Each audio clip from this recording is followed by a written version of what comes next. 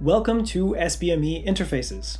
Our goal with this show is to introduce you to the people that interface with biomedical engineering, from students and faculty to staff and industry, and everyone in between.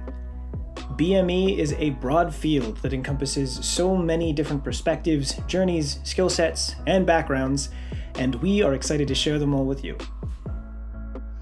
So we're very excited at last. We were able to get Rohit and Eric on here. So we're interfacing today with Rohit Singla and Eric Zhao. Rohit is a third-year MD-PhD student, Vanier Scholarship holder, former engineer, a computer engineer, and a master's in biomedical engineering, all at UBC. He's now focusing on developing intelligent ultrasound technologies for kidney disease and so forth. He's an amateur screenwriter, a former football coach, and former radio show host. Eric also went through the UBC MD PhD program. He specialized in bioinformatics. He's also a Vanier Scholarship holder, so we have some heavy hitters on today. He's currently doing his radiation oncology residency at U of T, and he's a pianist and an entrepreneur in the area of slimes. So we'll get in a little bit more on that. It was very intriguing when we saw that. All right, so guys, let's obviously start with the big pandemic elephant in the room. I would just like to know what has the COVID experience taught the both of you? What are some of the challenges you've had to overcome this past year, and especially after moving into the virtual space? So we can start with Eric. Yeah, thanks for having me on, guys. This is really neat, and I think such a great idea for a show. I think COVID has just really taught me that we take a lot of things for granted in our day-to-day life, and something as simple as visiting your loved one in the hospital is something that it's an ability that we have that I think is so easy to take for granted. So this year I've been doing the first year of my residency. I've been rotating through a number of different services in the hospital, and the resounding thing that just ties everything together is loved ones who are struggling to be able to see, you know, the person who is sick and ill in hospital, and from the other side of the hospital bed, you really see what a wonderful impact a supportive family member makes for a sick patient, especially when that's taken away. What about you, Rohit? Yeah, thanks for having me, guys. I'm excited to be here and excited to be chatting with you and Eric. This last year has been phenomenally interesting. I think it's put a pause on a lot of that go mindset I had just before we entered lockdown last March. And so as a result of that, I've had probably more time and space to focus on self. And so this last year for me, COVID enabled me in a way to reevaluate my values and my own priorities and where I kind of want to go from there. Of course, you know, with things going virtual, it's been a struggle to keep your own mental health and feel like you have the motivation of continuing on in a PhD. But there's a few tricks of routine and just great supports that I've had to help me continue on. So, fantastic. So, Eric, what were drivers in your life that led you to MD PhD? Well, I always knew that I wanted to be a scientist. So I think that was ingrained in me from a very early age. I've always been very naturally curious. But of course, there's many ways to be a scientist. And what I ultimately came to was that I think I realized it would give me great focus and great motivation to have a part of my work be engaged in interactions with real patients, real cases, and have an opportunity to take the science back to the bedside. So I saw the MD PhD as a unique route to get there and to have a training that would really lock the two worlds in harmony. That's great. And what about you, Rohit? Sorry. Yeah. I'm curious, Rohit, for you, what were the drivers? I took a little bit of a longer time getting to the MD PhD than many of our applicants and current students. So we have many students that come in just after a bachelor's and phenomenal bachelor's. I did a master's and a year of research engineering. And my goal was actually to get into medicine first. But the day I got in, I realized that I wanted to incorporate research into my day-to-day in the future. It's something I loved. I love being curious and I love answering questions. And I also wanted to almost serve the patient population I would envision myself seeing in the future, identifying problems that they have and unify my engineering skill set to improve their patient care. Other drivers, when you have role models like Eric in the room, you see the work they accomplish, and you kind of want to be a part of that great community. So there's a certain culture of ambition that you can't teach elsewhere that really kind of drew me to the MD PhD.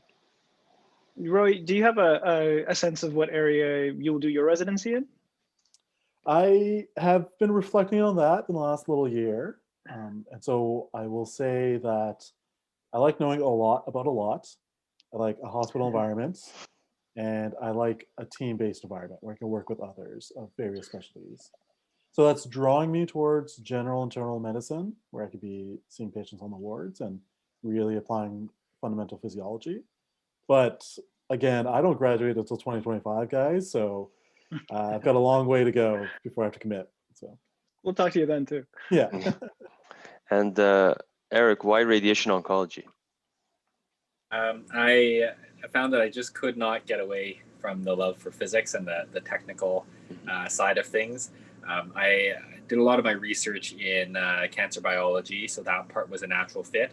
Looked at a lot of DNA repair mechanisms and exploiting cancer's faulty DNA repair when we're selecting treatments. So that taught me a bit about the biology, which is very translatable to radiobiology. But ultimately, all my mentors told me, choose a specialty that you're going to like, the day-to-day, like the things that are most mundane, most repetitive, you're still going to love. And I just found it so fascinating planning treatments, thinking about the way that the radiation beams were going to cut through the body and get to the tumor and create a hot spot right where you want it. I think there's so much interesting physics and engineering, and it's such a great multidisciplinary field where you get to work with people who come from all different backgrounds, brilliant people in all various technical fields. So I think ultimately that's what won out for that specialty for me.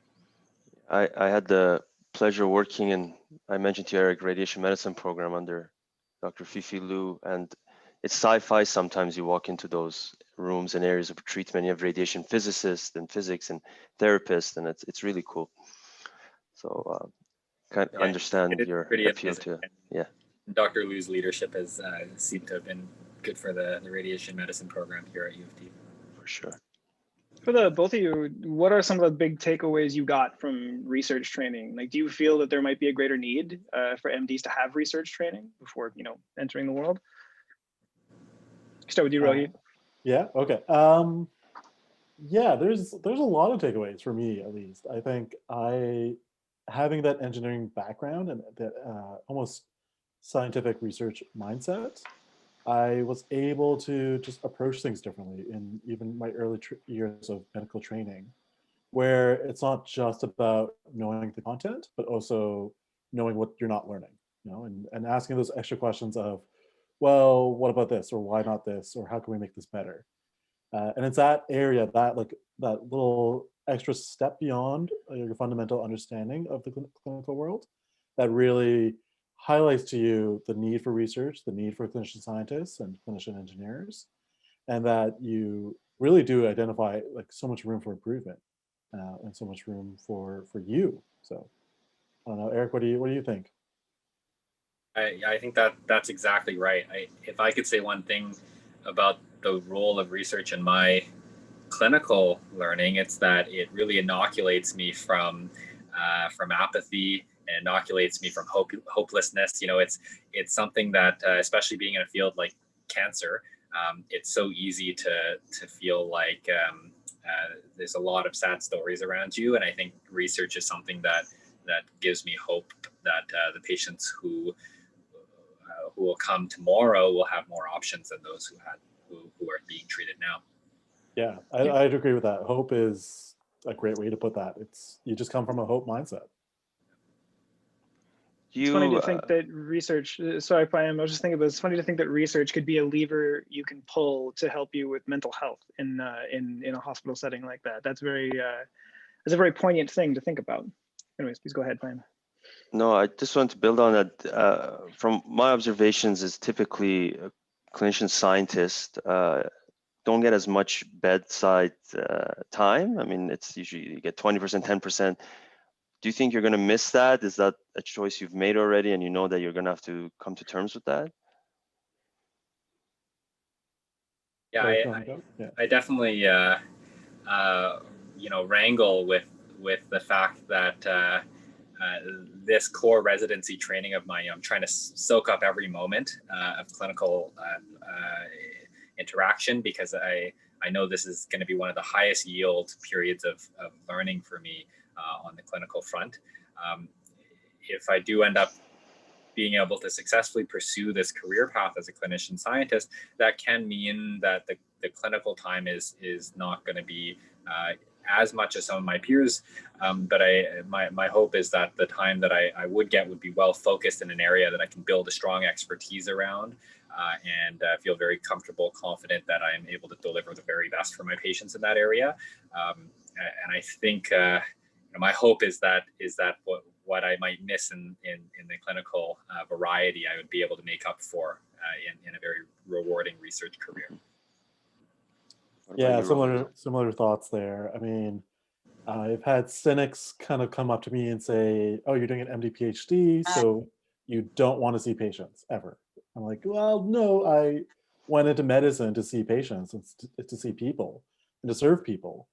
I do, acknowledge the fact that if I want a successful clinical scientist career, I can't be a full-time clinician. I'm still chasing the dream of 50%, 50-50 clinical research, 50% clinical service, but we'll see. But as Eric said, really it's, they're not separate entities. It's not like you have your clinical service and your research. They're all intertwined. And you intentionally do that so that you can best serve these patients. So with all that going on, Rohit, where do you find time for screenwriting? Can you tell us a little bit about that? Yeah. Look, we need ways to keep sane, and I need ways to stop writing academic papers. So I've got a phenomenal group of friends who are very close and dear to me that work in film and TV. And these guys just write scripts for fun. And they'll send me stuff to read, and you look at it, you're like, this it's way better than writing a grant. So and they've encouraged me to explore some of that myself. So I've written a few drafts, nothing I'll ever kind of publish or let the world see, but they've been fun ways to explore topics I don't get the chance to. I've written about death and dying in medicine. I've written about relationships and like monsters you find in relationships. I'm working on one right now about isolation and COVID. So it's, different ways to express yourself and get what's ever in my brain out there. So just so you know, offline, we're going to have further conversations about this, because this is closer to my domain too. Yeah. Yeah, right. So Eric, I read on your resume slimes. Can you elaborate what that's all about? Yeah, it's actually amazing how many times I got asked about this when I was interviewing for residencies. So Rohit, make sure you put something odd and quirky on your CV. I've got loads of those, don't worry. So this actually was something that started with my sister. She started making this essentially non-Newtonian fluid, if I can use some technical jargon, which is just made from a mixture of glue and boric acid. And it has this interesting consistency, texture, and kids like to play with it, and adults sometimes too, because it's this nice thing you can knead like dough, and it's a stress relief tool. So she actually got such a following making this stuff on Instagram because it was really pretty and people liked the way she played with it, that she started selling it. And as soon as she started selling it, it was like she could make 100 of them and they would sell out in 5 minutes. So we realized we had to scale this up a little bit. So she enlisted my help to pretty much automate the sales and back-end workflow, and we got our parents' help, with packaging and shipping and handling. So it was like a whole family enterprise, and made enough for her at least to pay her way through her undergrad. So that's outstanding. It was a fun, actually good family endeavor, but also I think taught us all a lot about just kind of grabbing a fad by the horns and having some fun with it. Very cool. That's interesting. Yeah, that's really cool. Aside from slime, what is a typical day like in the world of a oncologist resident? Yeah, like I said, this year is the first year of my residency, so I'm just rotating through a whole bunch of different specialties. But in coming years, I'll be focusing on each different area of radiation oncology, essentially each different area of the body that cancer could arise in, and rotating a few months in each of them to build up an expertise across the field for radiation oncology. And then after that, it'll probably come down to choosing a specific subspecialty of interest that I want to dedicate more further study to. So the day-to-day is pretty much anywhere from 8 to 12 hours of clinical work in a day, preparing for the next day's clinical work, sometimes being on call, which is a 24-hour shift, and then occasionally having a little bit of breathing room in the schedule to maybe work in a bit of research or just self-care time. That's great. Rohit, what does it look like? You're in your PhD component now, right? Yeah, so maybe for your audience, I'll kind of break down the timeline of an MD PhD. So at UBC, we do it in somewhat of an integrated manner, where you start off with your preclinical years of medical training, 2 years of that. Essentially, pre-clerkship is what we call it. And that's where you're like sitting in lectures, learning the physiology, learning clinical skills, and just like how to walk and talk like you almost are a doctor. We have 1 year in that, the second year, which is an overlap year with your PhD, so to speak. And that's kind of time where you're starting to generate some hypotheses, identify a supervisor, get your plans kind of shaped up. And then I'm currently, as you said, I'm in my PhD years. So I'm full on research, full time, trying to publish, trying to get ethics approvals done, trying to code and make things actually work. Fingers crossed. And then in 2023, already thinking in the future, I go back to medicine and I do my rotations through different specialties in clerkship. You can imagine it as a practicum, like 6-week practicums and different specialties such as surgery, family medicine, internal, and what have you. So a whole broad scope of things. That's great. Yeah, and then more training after that, which is what I want. So. Yeah, I have an older sister who's an endocrinologist. She's at Women's College and a bit older than I am, so I know the pain that she went through and the pain. I respect you both very much. So you're doing great things. All right, so then just really quick here, as we're about to wrap this up in a bit here. So, okay, so why did the both of you choose to do your MDs at UBC? We'll start with Eric. I was a bit of a UBC lifer. I was there for 11 years from start to end. It's unparalleled environment in terms of just like the natural environment. It's beautiful campus, and there's a great vibrant community there. But I think what really cinched it for me was the people who I did my undergraduate research with out at BC Cancer. Steve Jones, my supervisor, Mark O'Mara at the Genome Center, and the wonderful clinicians who work at the BC Cancer Center who collaborate with that team. I just felt like I had more to learn from them. And if there was any place to tap into the genomic revolution that was happening in cancer, I actually felt like BC was a pretty good bet. It also allowed me to stay close to family for a little bit longer, stay close to my parents, my sister. Doing an MD PhD is a long commitment, right? So you have to know you want it before you choose a place to go. But I think I really lucked out to be able to spend a bit more time close to family before ultimately heading out to Toronto for my residency. You, Rohit? Yeah, for me, Eric touched on some great points there. The institution and the School of Biomedical Engineering for me were quite appealing. I decided to stick with my master's supervisors, actually, Robert Rowling and Dr. Chris Guan, and they are now my PhD supervisors. We had some good chats about this, actually, of like why do a PhD at all, because I was at the quote unquote top of my game. And we came up with a bunch of good reasons, but most appealing was these two gentlemen at the top of their own game kind of just let me explore. And they have given me that white card to figure out what the big problem is I want to solve. And I get to be as ambitious as I possibly can be. As a result, I get to now work with some of the best in their field, a group of nephrologists, Dr. Sean Barber, Dr. James Land, Dr. Matt Kadatz, Dr. Adir Levin, or now new collaborators I brought on that I can work with on problems that I have identified that I think are interesting. And they pretty much fit that, which is exciting. So, some reassurance there. That's great. That's great. So a little bit more philosophical type. What's some piece of advice that you would give your younger self? We'll start with Rohit. Yeah, I thought about this past fall, and that was actually a long thought process for me of what would I do differently. I think if there's anyone out there right now that's like on the fence around their own mental health or self-care or trying to figure out what is good for them, do the diligence and put in the effort to actually focus on that.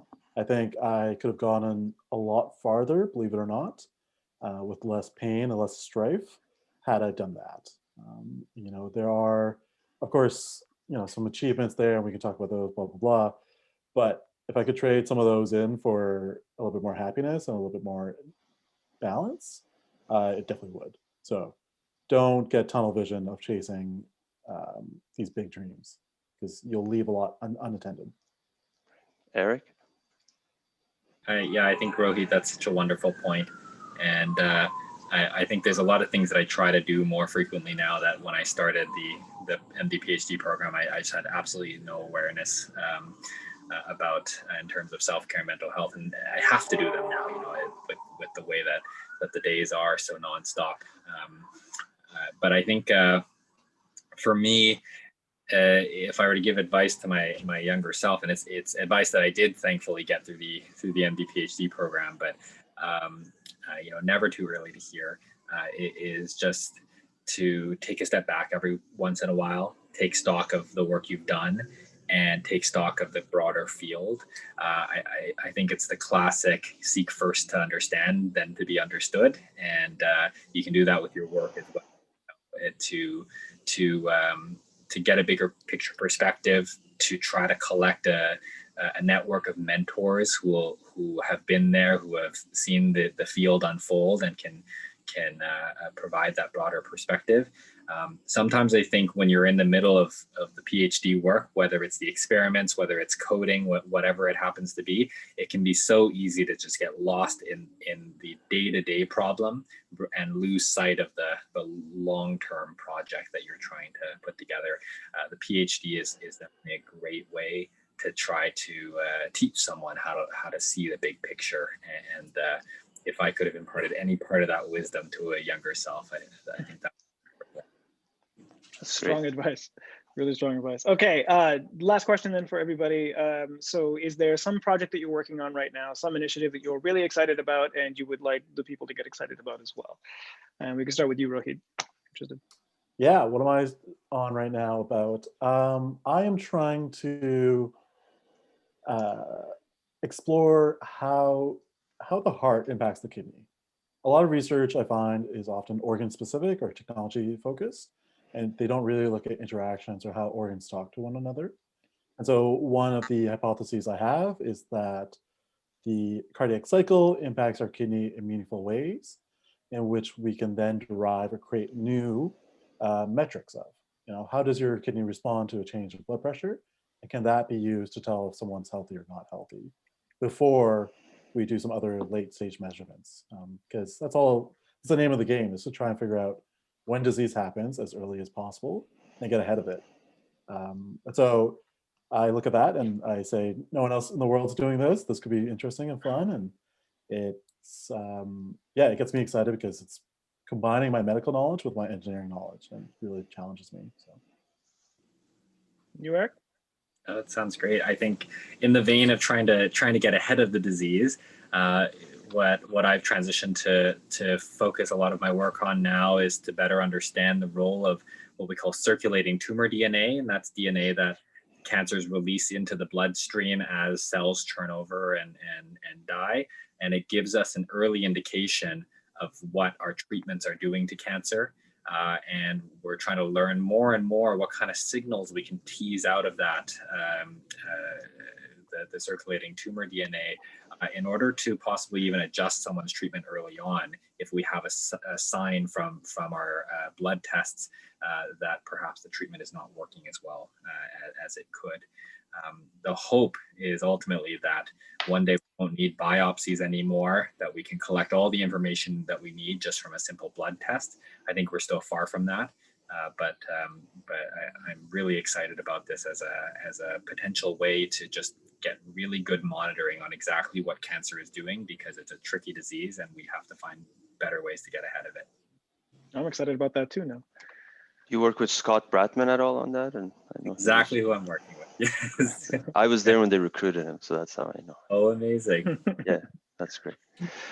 Well, thank you both. I know you're always super busy. MD-PhD is not a joke, and again, we're really excited, and I think it was very informative. And we both look forward to your future successes. So thank you again. Just thanks guys. Much Appreciated. Thanks so much for having us, guys.